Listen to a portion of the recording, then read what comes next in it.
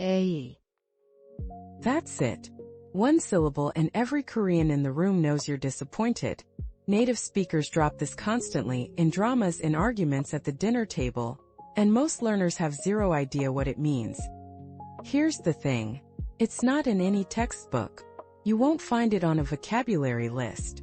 But the moment you use it correctly, you sound like you actually live in Seoul. So what does it do? Imagine your friend cancels plans last minute. You don't say, "I am very disappointed." You just go, A. drag it out a little. Let it breathe. "Ee." That rising, slightly whiny tone is doing all the heavy lifting.